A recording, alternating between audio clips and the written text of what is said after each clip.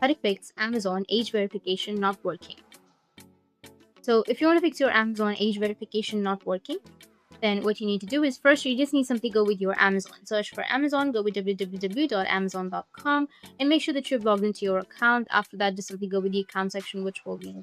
Once you click on the account section, you'll get this kind of interface. Now you just need simply go with your payment. Now here, if you've added any payment methods, you just need simply go and click on view or edit the card. Ensure the name is exactly like the first and last name and with no extra titles or no extra initials or no extra spaces. Many people fixed age verification just by doing this. If you recently changed card or payment details, then delete and re-add your card. Remove the old card completely, then add it or add another valid card. Then retry checkout. This helped users stuck in cannot verify age loop. Some users report age verification failing when Amazon automatically tried to apply gift card balance. If possible, pay via full card for the age restricted item. And make sure to use the same billing address, region, or legal details everywhere. Make sure the name, address, date of birth you enter during verification matches with your card and your Amazon account.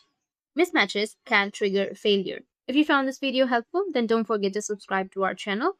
And thanks for watching.